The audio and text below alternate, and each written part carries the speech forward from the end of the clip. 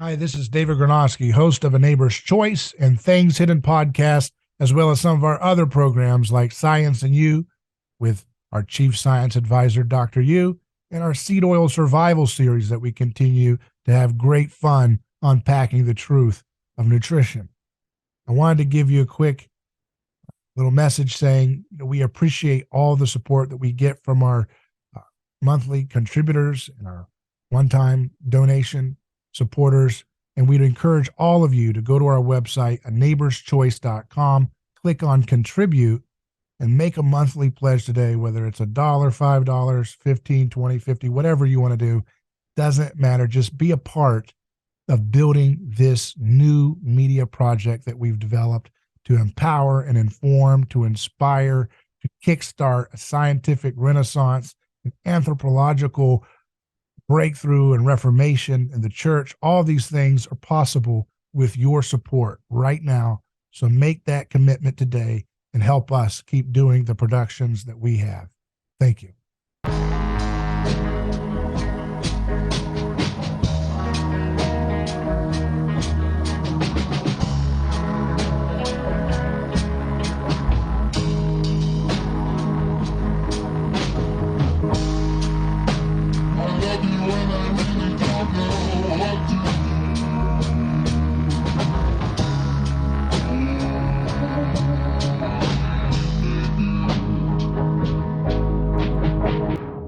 All right. Should be good to go.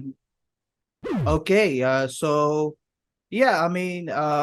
On Things Hidden, we usually tackle the current world events and all of the relevant topics through an anthropological lens. But I've been listening to your I've been listening to your presentations on your YouTube channel, James, and I saw that you were going through this Vladimir Lossky's mystical theology of the Eastern Church. I don't know if you can see because of the background, it's getting mixed up. So it's definitely one of my recommendations. Go-to books if you want to get the basics at least of Orthodox theology. But this book, it talks about mystical theology. This is like an aspect of theology that is often overlooked when it comes to mainstream Christian discussions.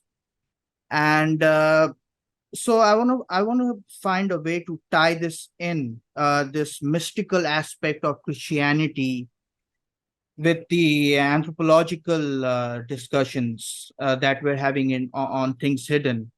So just to give our audience a brief overview, when we think about mysticism, when the average person thinks about mysticism, a lot of things come into that person's mind.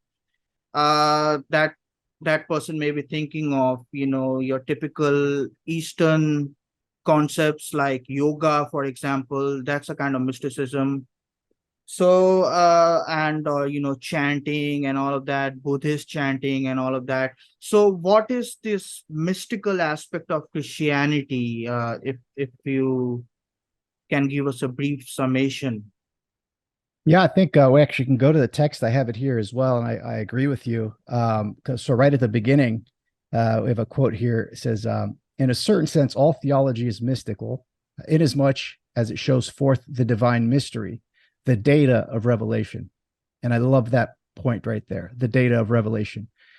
So on the one sense, it's the mystical that discloses the divine mystery. He says, on the other hand, mysticism is frequently opposed to theology as a realm of inaccessible to understanding, as an unutterable mystery, a hidden depth to be lived rather than known, yielding itself to a specific experience which surpasses our faculties of understanding rather than to any perception of sense or intelligence. If we adopted this latter conception unreservedly, resolutely opposing mysticism to theology, we should be led in the last resort to the thesis, and he goes into Bergson here. So I think the point that he makes in this book is that the idea of mystical theology is that the idea of mysticism and theology, just like the idea of theory and praxis, are wed together from an Orthodox perspective.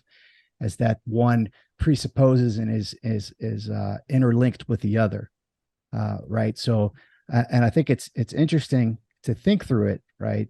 Because and to kind of define our terms when we're talking about Orthodox theology and anthropology, is like, where are we coming from in the first place? You know, we both have a secular background and a study in philosophy and psychoanalysis, and it's interesting talking with folks that are you Orthodox Christian, right? Yep. So, yes. How long have you been Orthodox Christian? Since 2019. In 2019. Okay. Before that, what was your experience in terms of coming at something like a mystical theology? What would be your reference point prior to that time? It would be I wouldn't say I've had any mystical I haven't encountered any mystical aspect in Christianity. I was a Protestant before coming to Orthodoxy. I would have to go further back into Hinduism. And in Hinduism, I don't know. I mean, it's very. I would say it has a taste of it's something that is beyond rationality, that we can't really reason, in our logical faculties. So I would say like that is the mysticism that I perceived before reading Losky's book. So it's a very strange thing to I would say, like in Hinduism you had this it's a very different worldview, but it's you can relate to it in a sense when you are in Orthodoxy. So for example, this notion of I mean, I know like we can get into this concept later on, like this concept of the essence energies distinction, this notion that God is present in all of creation. It's almost like a pantheistic concept to a degree. And but the thing is, like it's the mysticism in Hinduism, it has a very impersonal aspect to it. I wouldn't say that it has it provides us with any basis for personality, or personhood, whatever what you'd like to call it. So yeah, I would say that that's sort of my distant encounter with mysticism prior to coming to Christianity. Yeah, no, excellent. And I was Mhm. really immersed in Taoism prior to, Oh, you know, oh yeah, that's very similar to Hinduism in many ways. yeah. Mhm. So I was, prior to, was born an Orthodox Christian, and I fell away from the church for a good 2 decades. And I really was interested in the mystical aspects of the Eastern traditions, and really got really fascinated with Taoism, and specifically, traditional Chinese medicine. I used to practice Qigong, which is a type of Taoist yoga, right? And it's an attempt Mhm. to tarry with kind of the mystical, but in terms from an Orthodox perspective, or just in general, I like to kind of look at things etymologically, right? The root word of mystical is mystery, right? So in Orthodoxy, we call the sacraments the mysteries. So participating in Mhm. communion and marriage and things of that nature. So what I really like about from the Orthodox theological perspective, is the practical aspect of encountering the mystical, and that both of those are wedded together in a theory and a praxis, right? And then when we're talking about something like anthropology, right, we're looking at something. Anthropos in Greek, right, is the man, is human, right? Logos, anthropologia, right, is the logic. But I like to think of the term logos like the revelation. So anthropology is the revelation of man, right? Orthodoxy, orthodox, right, the right, doxa, which is worship or Right thinking. glorification. Yeah. Mhm. So the appropriate glorification, theology, theo meaning God, and the logos. So Orthodox theology is the appropriate worship of the revelation of God, right? And anthropology is the the revelation or the logic of man. And in Orthodox theology, we think of Christ as the theanthropos, right? The theanthropos. So it connects those two very practically and poignantly of theanthropos, God man. God man. Yeah. So that is the template that we use and we operate under when we talk about something like the mystical theology and the practice of this mystical theology. So they're intertwined in this kind of more spiritual, ephemeral sense of the mystical and the practical sense of the praxis and the practices, prayer, almsgiving that we do. So it's really intertwined in both the theory and the praxis when we talk about mystical theology. And having one without the other is not orthodox, so to speak, if that makes any sense. Oh yeah, I mean it makes perfect sense. And Losky has I'm just gonna try to. I marked out quite a lot of his passages in this book. It was very enlightening for me in my initial years during my catechesis stages of coming into orthodoxy. And he says that in the introduction chapter, outside the truth kept by the whole church, kept by the whole church, personal experience would be deprived of all certainty, of all objectivity.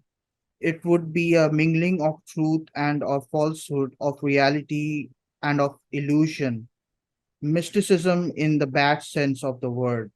So this is, what I would say was my encounter in Hinduism. Is like there's no certainty. So this moral relativity is very heavy in Hindu worldview. That's why it sort of like impacts the societal condition of Hindu society, particularly India. So he continues, on the other hand, the teaching of the church would have no hold on souls if it did not in some degree express an inner experience of truth, granted in different measure to each one of the faithful. There is therefore no Christian mysticism without theology. Again, this is like you said, but above all, there is no theology without mysticism. So I'm more interested in, like, for example, like how Hindu mysticism has impacted India, and it has sort of like uh, created this moral relativism kind of environment in India. So I'm thinking like, I guess I would say like, I want to know how Orthodox theology impacts human society.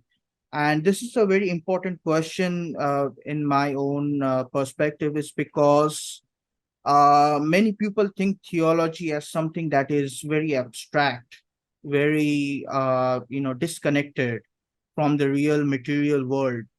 And in the previous episode of Things Hidden, Shane Kennedy, one of my good friend, he made this very acute observation, he said that culture is downstream from theology. So I found that particularly fascinating. So I would like you to like if it's okay, I would like us to get into that. So why is Orthodox theology, why is this right thinking, right worship so important for humans? Because we're living in a society which is not very, it's like a homogenized, global culture which is not very high on, you know, uh, abiding by the truth, objective truth. It's very relativistic, the current culture and everything. You have this notion of, you have your truth and I have my own truth. So why should humans be concerned about something like theology, and particularly the mystical aspect of it?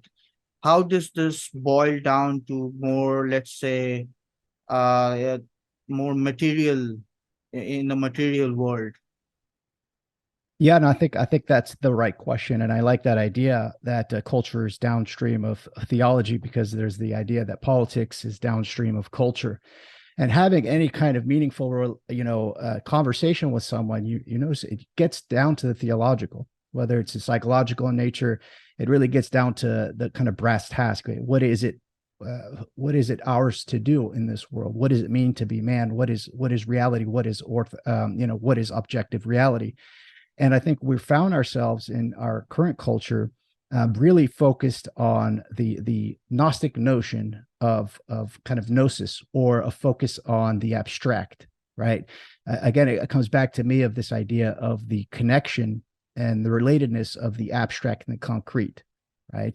Those are completely interrelated.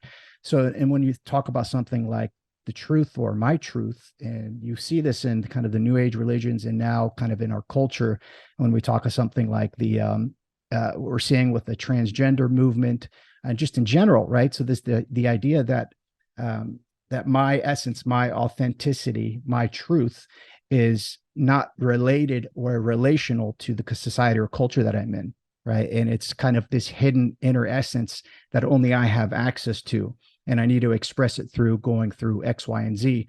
But I think from an Orthodox perspective, the kind of the inverse is true, where identity, your identity as a person, is not defined, is not self-defined. You can't self-name yourself. Your identity exists within a network of relationships, and your identity emerges based on the quality, the nature, and the depth of those relationships. So it's really the inverse of the trajectory that we're on, that that there is just my unique truth, which is also true as well. But we need to get back to this idea, and from my philosophical background, and for a good amount of my time, I was really into the notion of that truth is relative, right? And the effect that that's had on society is kind of is profound in a negative sense. So coming back to this notion in the last 5 years that there is something like the truth out there, right? And it is a profound departure from kind of my way of thinking before. But the effect that that's had on my life is you can use, and by the praxis and the practices that you do, going to church and praying and whatnot, there's a certain discernment that emerges from that. And that discernment changes the nature and the quality of the relationships that you have with people, and the decisions that you make in the world that we find ourselves in.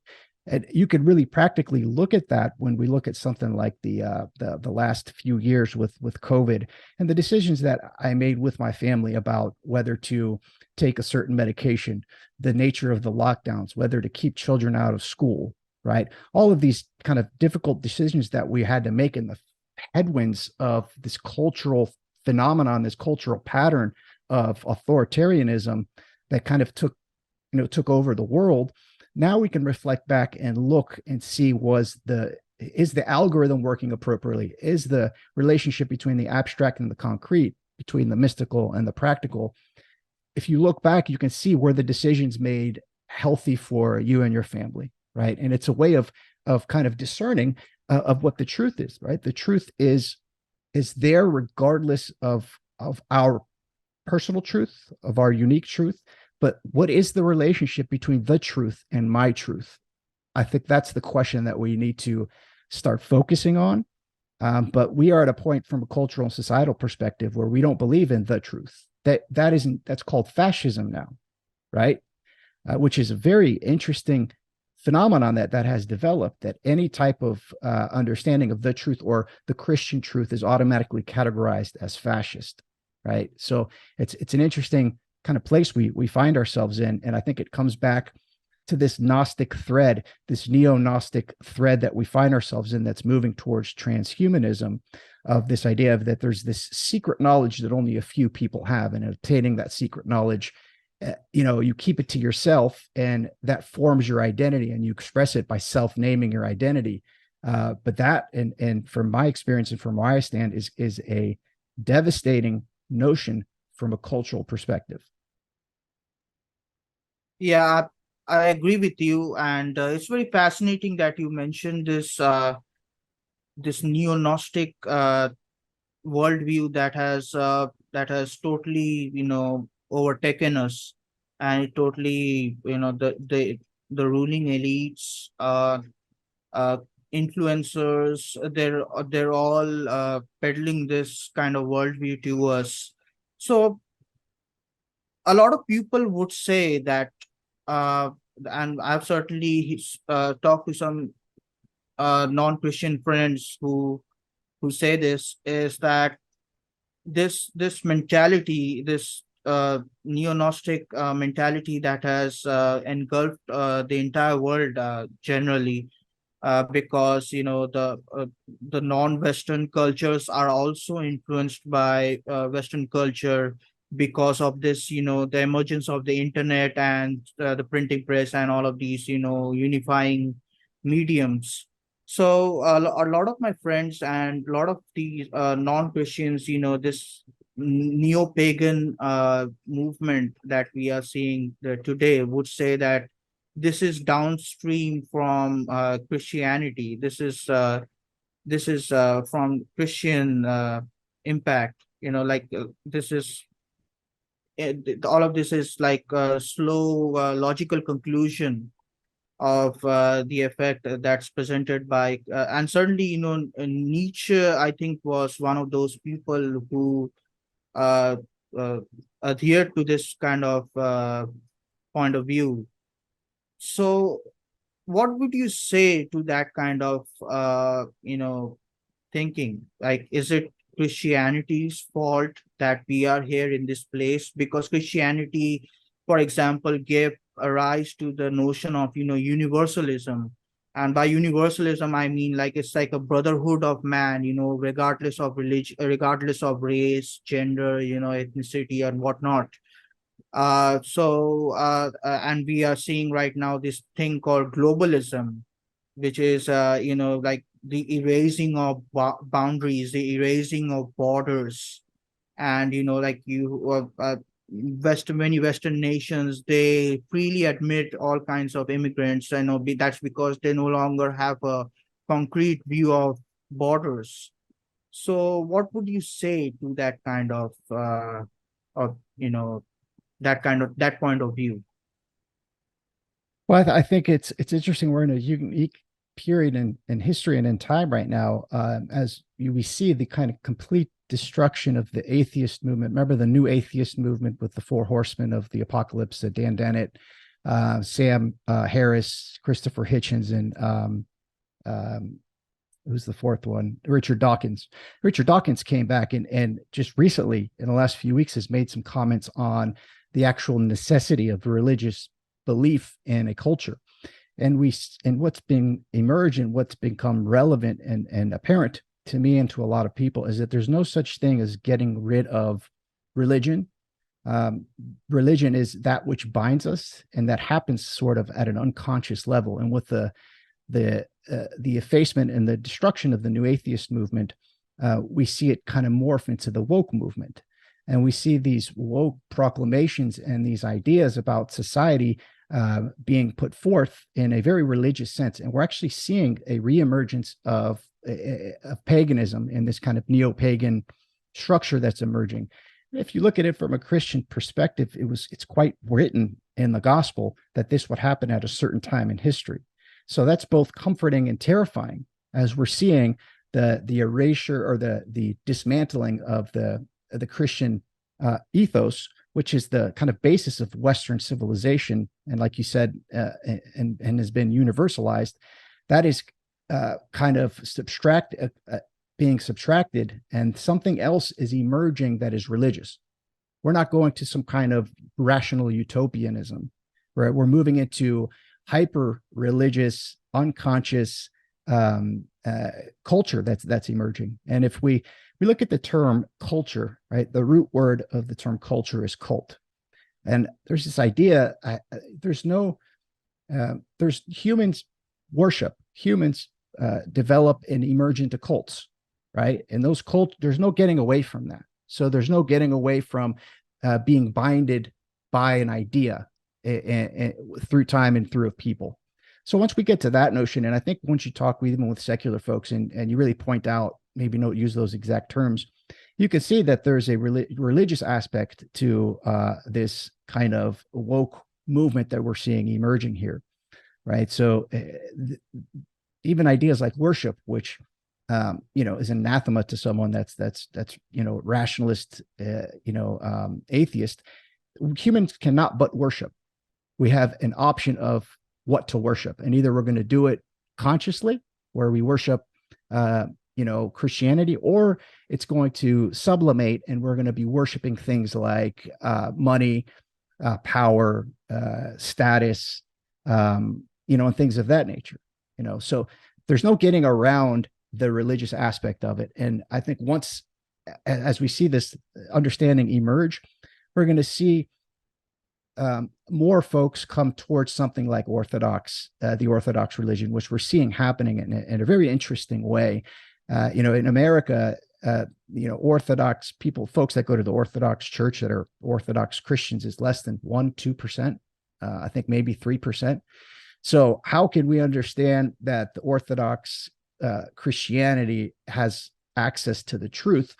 And does that mean that that Americans need to become practicing Orthodox Christians in order to embody and access this truth, or what? Right. So it's an interesting place we find ourselves in. And I find that my Orthodox practice and my Orthodox Christianity, it merges in the relationships that I have with people, and not in an overt way where I proselytize about Orthodox theology, what I just read. It happens in the nature, again, and quality of the relationships that I encounter now, which have a different feel and different quality to them. So it's an interesting way that both the anti-Christian, neo-pagan religions are coming forth, but also this more ancient originator understanding of Christianity is emerging as well. We're seeing these two kind of cultural patterns emerge. And as in the gospel, when that happens, I hesitate to think that we're living in the end times, but we're always living in the end times of something, of our lifetime, of some sort of, worldview. I think we are in some sort of historical moment where that is emerging. And the question of how to engage with that is an interesting one. But I find more people, normies, quote unquote normies, very comfortable in having conversations about angels and demons and the spiritual realm. Whereas even 5-10 years ago, you wouldn't have that conversation except with a few people that are interested in that type of stuff. Now it's quite prevalent, which presents, I think, it's opportunities and challenges when we talk about the Orthodox, embodying orthodoxy. Yeah, I mean, like this people are discovering orthodoxy, I think, more in this time than let's say our parents' generations or our grandfathers' generations. So I think people are realizing that there was this notion of, like, I'm spiritual but not religious, that kind of, new age kind of thinking that was prevalent during the 60s, 70s, all through the 90s. But right now, I think people are realizing, it's like Girard said, that humanity is a child of religion. And I think, like, people are realizing the truth of that. And like you said, they are really anxious, really eager to bind themselves uh, towards something that is ancient. And like this can go either ways, like you said, right? It can go towards something like paganism, or it can go something towards a more authentic, a more orthodox form of Christianity. So this is very interesting. And yeah, I mean, it makes sense what you said. Well, even And from an Orthodox perspective, let's double click a little bit on this, right? So traditional Christianity, Western Christianity, it has this notion that there's no such thing as the pagan gods or the Greek gods of Olympus, right? From an Orthodox perspective, that's not the case, and that surprises a lot of people, right? Because we are we believe in the pagan gods. We don't worship them, but they're there. And an appropriate Orthodox ethos and an appropriate Orthodox Christianity actually has a place for the pagan gods.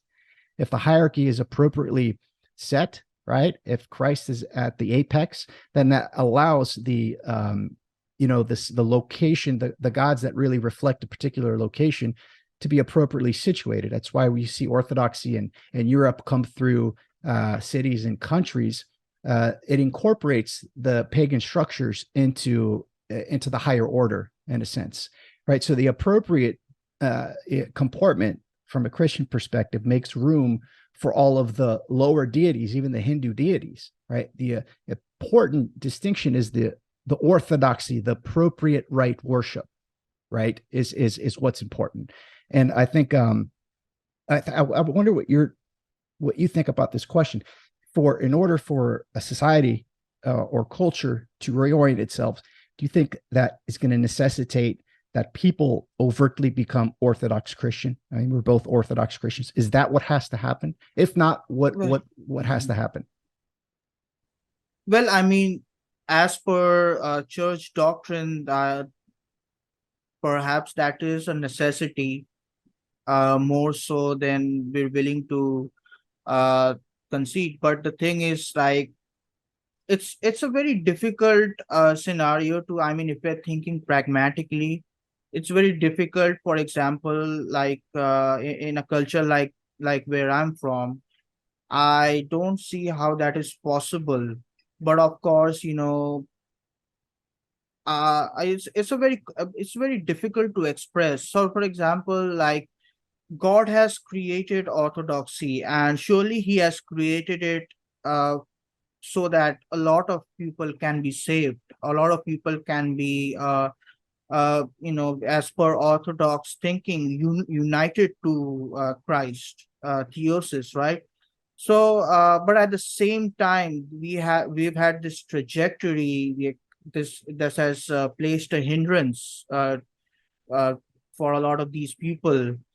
This trajectory includes, like, this the deeds by missionaries. Like, India has certainly had 99% Protestant missionaries, or significantly some Catholic missionaries as well.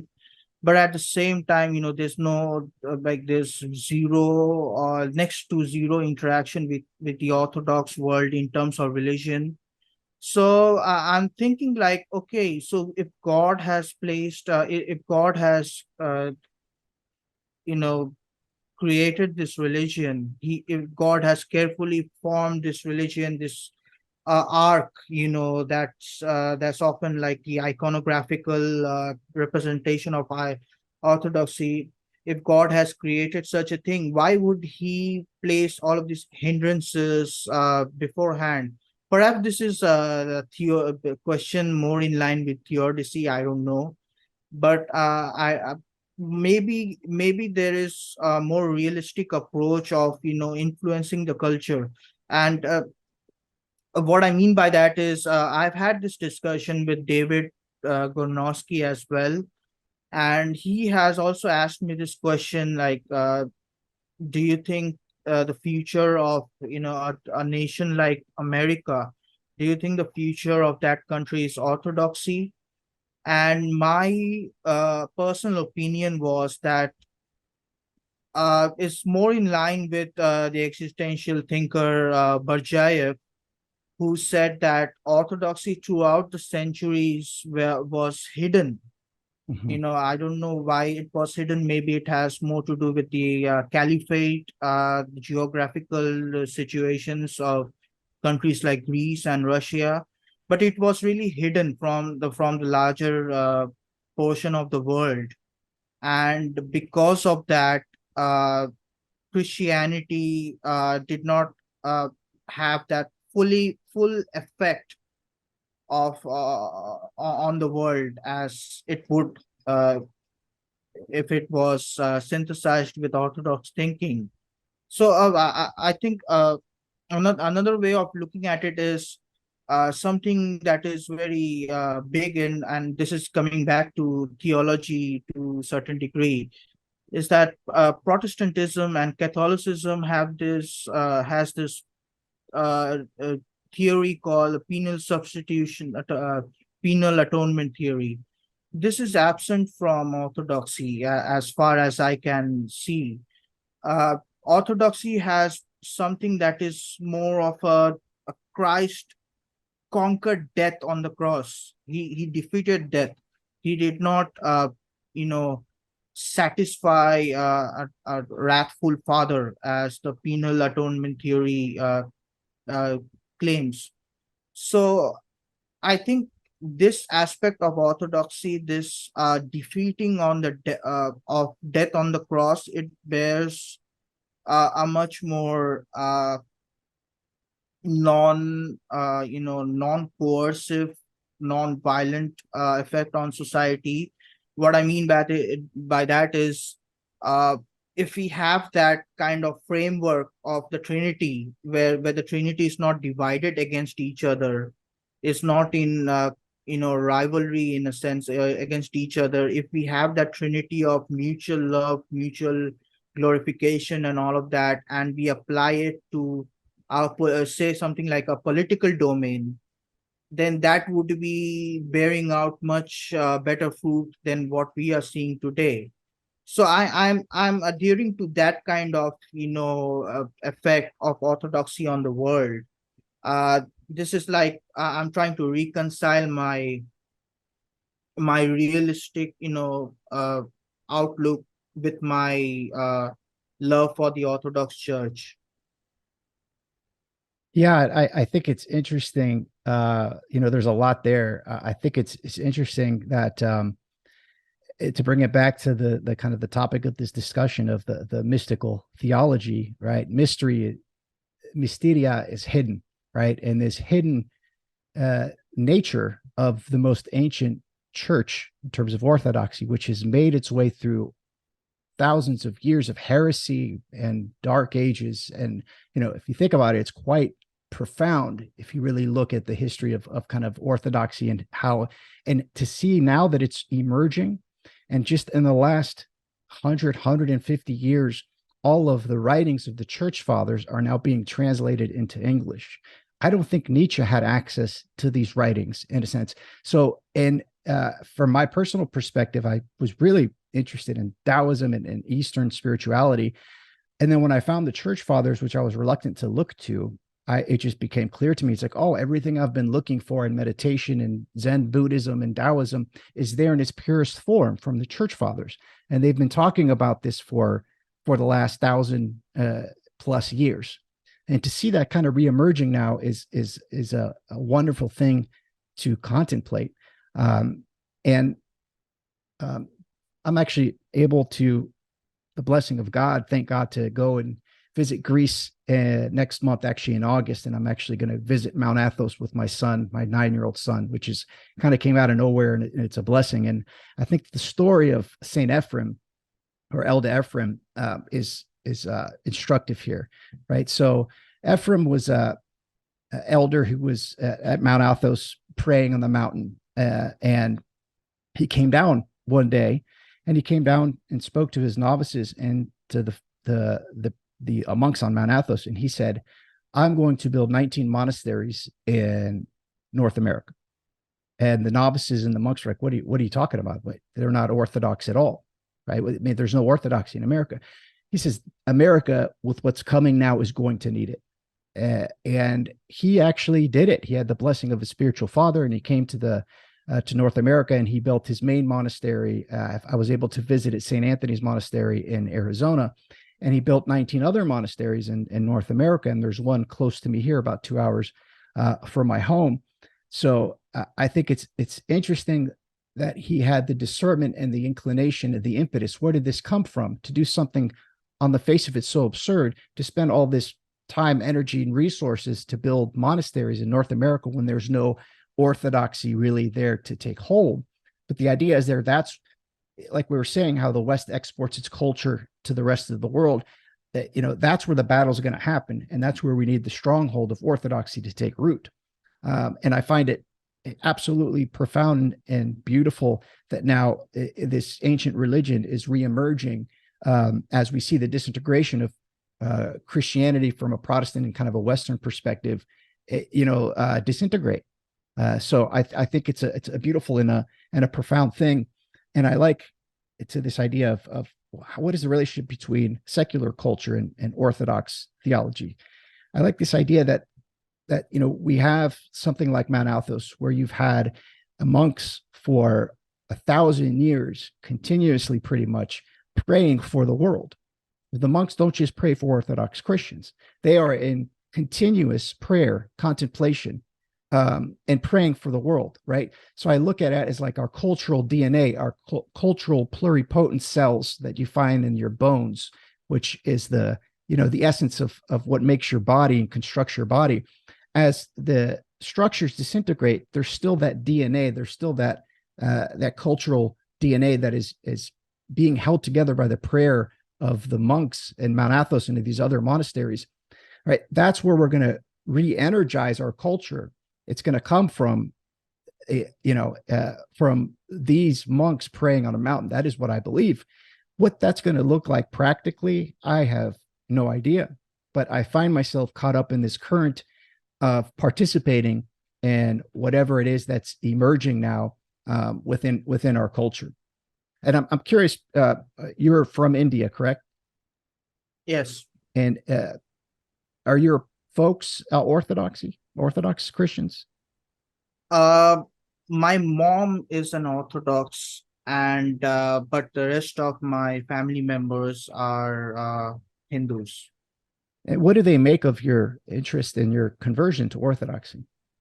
Well, it's very fascinating you asked that. For example, I have this icon corner in my home, and in that icon corner are various things such as prayer rope and holy water. So you may be familiar that there is something similar to the prayer rope in Eastern religions as well. So when they see things like these, the holy water and the icons and prayer rope, they are instantly connecting it to their own religious artifacts. So they're thinking like this is the same. It's just like in an entire different package. But this is like again, and I try to explain this to them as well. Like you mentioned, this is like preservation of these things in its in its purest form, right? So, for example, this almost pantheistic notion that's in maybe it's not almost, maybe it is, I'm not sure about that, but this thing like God is present in the material. So when Hindus, for example, have these idols or images of their deities, uh they they are not really distinguishing the creator from the created, right? Just like this boundary is not there. But in orthodoxy, this boundary is there. It's like the boundary between personhood and nature, and like this is distinctions, right? It's not necessarily divisions, so on. So this is a very difficult concept for both Westerners and Easterners to understand. Is that because this like largely the world operates in a very dialectical fashion, right? So this antimony is not present in orthodoxy. This like like a constant tension, or maybe it's there in a very different way. So for example, another example that I might give is that uh, the thing about relics, let's say. So relics are a very peculiar thing to Protestants and Catholics have that too, but Protestants, they might think that this is a form of idolatry. So this is like the other extreme end, right? So Hinduism and other Eastern religions, they don't have any problem with idolizing the material. right? But the secularized kind of Christian wing, the Protestants, they are very, careful of, approaching that in a sense that, they might idolize, they might end up, committing idolatry. So this is another thing, and that's why I'm so interested in this, because it's such a complicated, it's such a sophisticated worldview the Orthodox Church has, and how that might, impact the world, how it might provide a solution to what the problems are, the groaning of creation that's going on in our time. So Yeah, I I think mean, I think you hit it on the head there, and I think that going back to the earlier part of our conversation, that there's no, you don't have an option of whether to fall prey to idol worship or ideology worship, right? I think they're akin to each other, right? So if you're not consciously appropriately comporting yourself, worshiping appropriately, that doesn't mean you're not worshiping, right? If you're consciously hesitant to idolize X, Y, and Z, and you don't have a structure to point you in the right direction, you will idolize something. It is in the very inherent nature and structure of being human and building culture. And I think that's instructive in the idea of the Ten Commandments, right? When we think of you shall have no God other than me, and you shall not create idols, the first two commandments, right? What is God talking about here? He's saying that if you don't worship the infinite, if you don't worship the Trinity, if you don't worship God the Father through His Son Jesus Christ, then you will worship something else, and in doing so, you're going to invest your being, your human being, into something else. There's no not worshiping, right? So I think that's an interesting thing that's yeah, emerged. we can't escape worship, is what you're saying. Yeah, absolutely. So I think that's an interesting tension that you're articulating, where the hesitancy of Protestants in terms of looking at icons as idol worship, but from an Orthodox perspective, we're not worshiping the saints, right? We are participating with the saints and worshiping Christ, right? Just like you ask people to pray for you, you're not worshiping the people you're asking to pray for you. You're participating with the people you're asking to pray, right? We do the same thing in Orthodoxy with the saints that have passed, right? We are asking them for their intercessions in prayer to Christ. And I think understanding Yeah, that it's an important way to kind of grasp the importance of it. And again, I think seeing these new cultural patterns and these new neo-pagan patterns that are emerging, people are more open to looking and trying to make sense of what's going on. And I think that's why people are moving towards something like orthodoxy across the globe.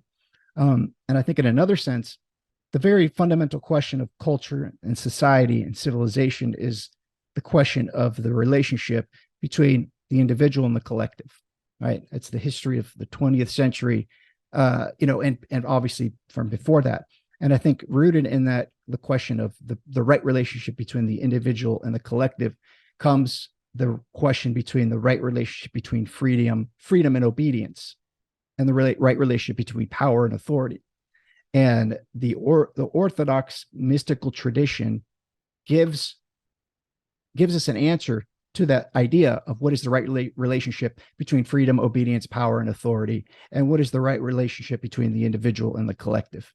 And I think someone that's secular or into political science or whatnot, I think they'll be attracted to that idea and at least look like, what do you mean? That's the question from a political perspective. And I have this little book here that's written by a priest, Mikkel Hill. It's entitled "Freedom and Obedience in the Vision of Saint Sophrony." So it's taken the words and the ideas and the discernment of Saint Sophrony, and it's making it very practical to our time.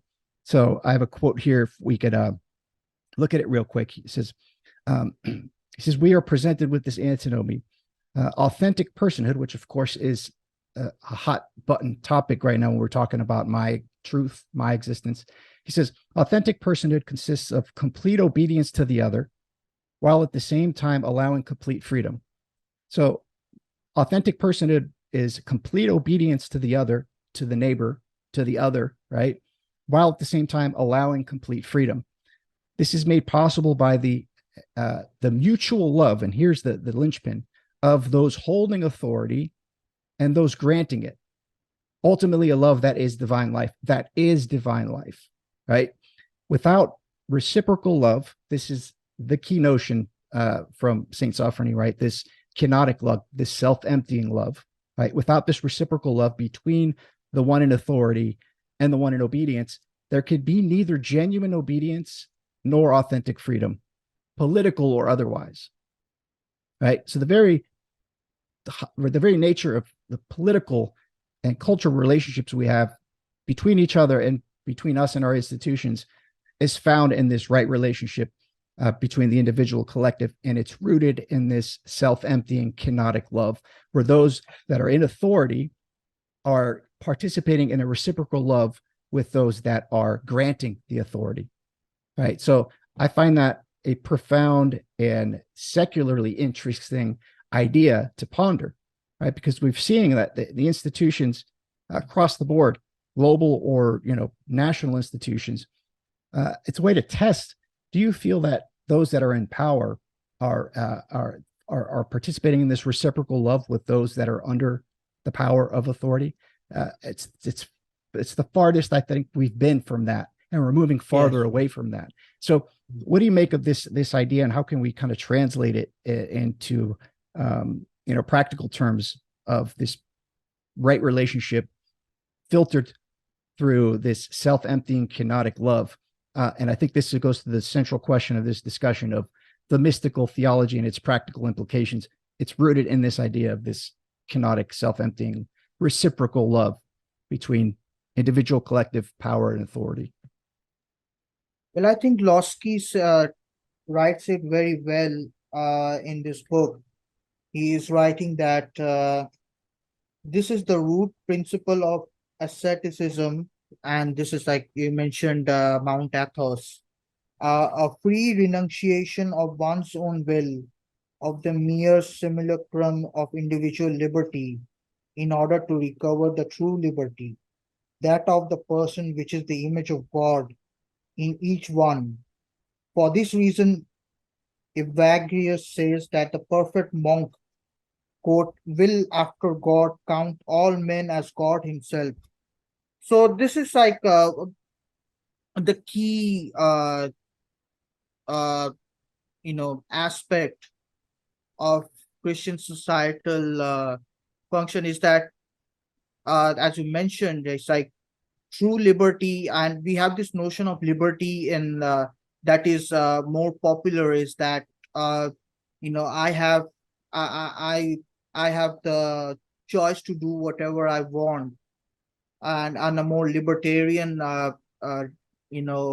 concept would be, as long as you don't hurt anyone, right? Like you can do whatever you want, and you can pretty much engage in whatever that is pleasurable to you, like that helps you in your pursuit, quote unquote, pursuit of happiness or whatever. So uh, the notion that is the aspect that is missing from such a concept is this thing called responsibility. And Dostoevsky said it very well, like in his book, Brothers Karamazov, the main character says that I hold myself responsible for all men's sins. So this is like a very deep dive into what is authentic liberty, which to your normal everyday person, the quote unquote normies, would find very extreme, because they are used to this thing that is this overemphasis on self-preservation, which can also end up in a kind of self-harm, if you will. It tips the balance, keeps tipping the balance on and off all the time. But I think here, according to Losky, who if we really find the very, a good balance between the two, which is, what many Eastern religions are trying to achieve, right? It's like this balance, you mentioned the Tai Chi, this the harmonizing with the flow of nature. And so this is the aim of the Eastern religions, and it really speaks to what humanity has been longing for uh, throughout the ages. It's almost like humanity knows that this is the thing that's missing. Like we're always going to one extreme or the other, and like Christ, provides the perfect, balancing scale in the form of the crucifixion, the sacrifice on the cross, where he presents this notion as presents this truth of self-sacrifice for your neighbor, loving your neighbor. And when you love your neighbor, and it has to, again, it has to go both ways, like you mentioned, reciprocal, right? If you are doing that, if you are loving your neighbor, and your neighbor is in turn loving you, then you really don't have these problems that we have today. This problem of your truth or my truth and all of that. Both our truths will be reconciled, uh, to say, in a certain extent, in a certain sense. Yeah, no, absolutely. And I think that's exactly it, is this self-sacrificial love. I think this is a fractal concept that is obviously embodied perfectly in the crucifixion, but it's relevant to something like, how should a CEO comport him or herself and function with those under him or her, right? How should a father that is the head of the household, how should he comport himself with his family, right? How should you comport yourself with your neighbor and with your community, and so forth and so on? It's rooted in this self-sacrificial, kenotic love that is necessary for the function of society in this way. And I think the yearning for something like communism or socialism is a bastardization of this idea, right? To each according to their means, to each according to their needs, is this idea absent the crucifixion. And I think that's a profound thing. And I think people intuit the necessity of sacrificing for the collective, but it's self-sacrificing for the collective, not sacrificing others for the collective. I think that's an important distinction that's there. And I think and the big difference for me from studying the Eastern traditions is the idea of moksha, the idea of enlightenment, which is the merging with the absolute from an Orthodox Christian perspective. In theosis, in participating in the universal, the particular is preserved. You're not, you don't become one blob or one source with become one with source energy and lose your identity. The particularity is preserved in theosis. And I think that's a huge distinction that we don't see, that I haven't really found in any of the Eastern traditions, or even any of the Western kind of understandings of Christianity. And I think those go hand in hand from a very practical sense when talking about structuring society and things like, freedom and obedience, power and authority. Yes, that's very important.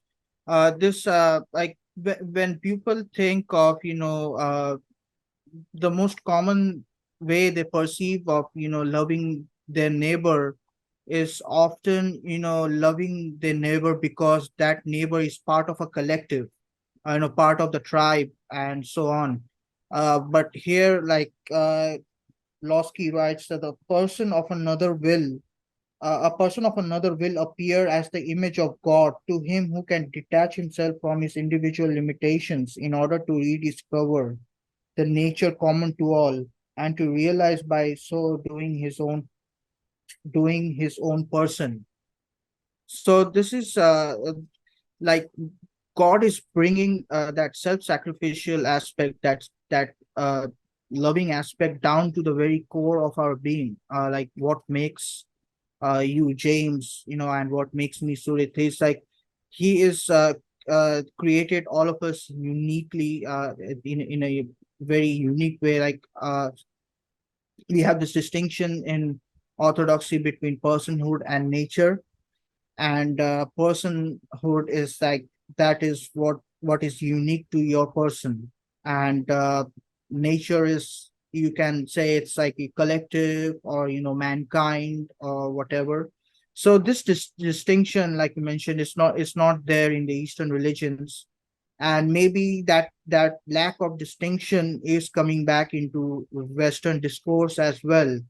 And that is why people are more than eager to set up boundaries of differentiation, like detaching themselves from the other person, whether it be in terms of race, ethnicity, nationality, or religion, and even sects within religion. So they're like very eager to hold on to that, but to bring back that thing, that boundary, boundary aspect of humanity back into their public discourse, and personal lives, and they are rebelling against that which they see as this very Hindu, very Eastern, concept of this new religion that Father Seraphim Rose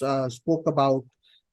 This globalizing universal false, twisted perversion of Christianity, that seeks to erase all of us, even our. And I think this is this current, transgender movement is a part of this mission to erase us of our, ultimately our personhood, which will make us, into this very dystopian, unit kind of existence, where you're like uh only valuable if you're a person in as you know in as much as you are only valuable to the greater good, or whatever it is that the influencers and the elites think of at the at the respective ages. So where do you think this is? I mean, like, is there a chance that right thinking will emerge triumphant? So this is a very question. This is a question that's been really bothering me. And now you have mentioned the ascetics on Mount Athos.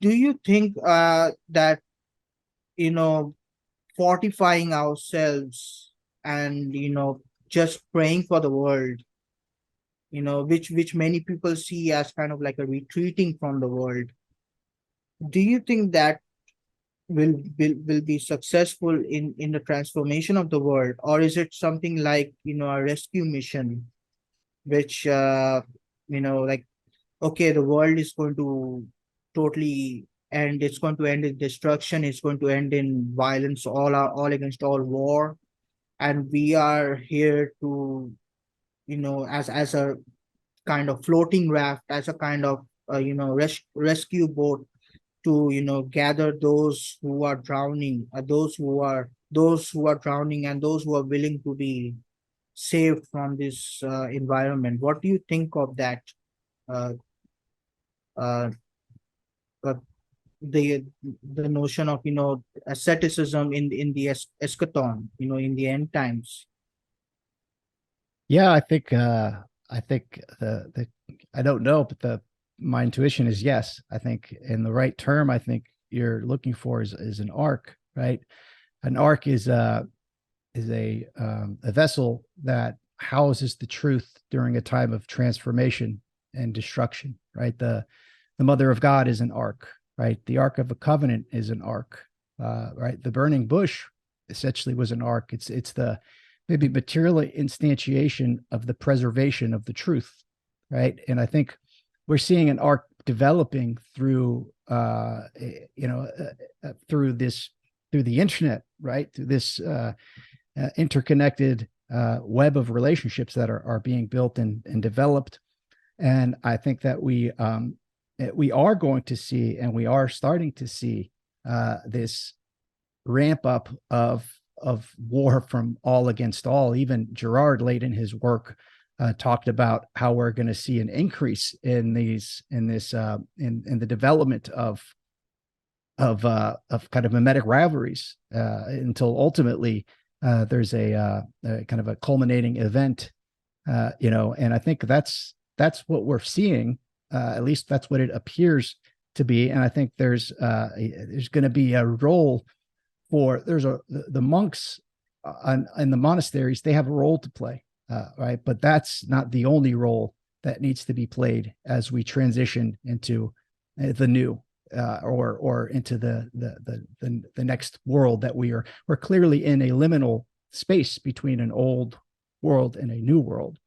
And I think that what we're seeing with the transgender situation is ultimately going to culminate in the transhumanism, and that's going to necessitate the extinguishing of human freedom in order to make to homogenize and to allow the system to function appropriately.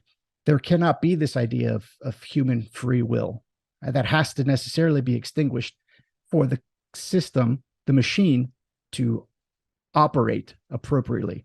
That's why we see, the passports that we're seeing, just all of these measures that we've seen in the last few years, we're seeing a ramp up. So I think, unfortunately, it's difficult to think about and to kind of contemplate. But we are moving towards something like this culminating event over time. And I think it's going to be important. The truth will not be extinguished. The truth cannot be extinguished. So it needs to be discerned, participated in, shared, and that will get that gives me hope that we'll get through this. And it's ultimately, we are in the birth pangs. Like, if civilization is our mother, right? Her water has broke. Right? What are we going to do? Are we going to shy away from this revelation, from this understanding, or are we going to go find a midwife and help bring forth, the new that is coming? But the new is not the novel. The new is not absent. It's an actually rearticulation of the old, right? And we can look at, from our tradition and our perspective. What's happening and what's going to happen has been written. And like we said before, it's at the same time extremely comforting and extremely frightening. And that's why it's important to have trust in God and have faith. And I think that's becoming more clear to many people. Yeah, I think that the fact that the resurrection follows the crucifixion means that there is a happy ending to the story of humanity.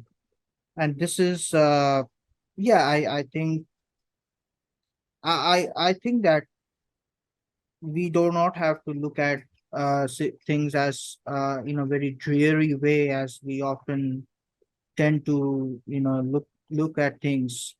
We do not have to look at the current circumstances, the current events, whether on the global scale or on the local level, as something that is very bleak, that's heading towards somewhere that's very dark, or something like that. Because one of the great things about Christianity in general is that the story has a happy ending. There's no endless cycle, as reincarnation, or the continuously circling of all the ages, like destruction and then, rebuilding from the chaos. I don't think like Christianity gives such a revelation. So when Jesus, when he was crucified and when he was resurrected, he was showing humanity how the human story is going to play out, and it's going to, I think, play out in a way that is that will result in a very joyful, very wonderful existence, right? Like the merging of heaven and earth, and the kingdom of God finally establishing on earth. So yeah, this is. I mean, we can talk about this a lot. I guess this is a topic that's endless. We can spend a lifetime discussing these things. But Yeah. yeah, it's I really enjoyed your insight, James, and I would encourage all of our listeners of Things Hidden and A Neighbor's Choice to go and subscribe to James's channel on YouTube. It's like James Kourtides. And yeah, any final thoughts, James? I hope you enjoyed this discussion as well. Yeah, very much. I think this is an excellent place to end with the hope of the resurrection. And I thank you for your time. It was wonderful to talk with you. I hope we get to do it again. And I love the David Gronowski and the work that you guys are doing over at Things Hidden. I think these are important. And I would I have talked many times for my subscriber base to please go and subscribe with friends of David Gronowski on YouTube, and Things Hidden podcasts is very important. So thank you for your time and your energy, and until next time. Oh yes, take care. All right, God bless. Bye.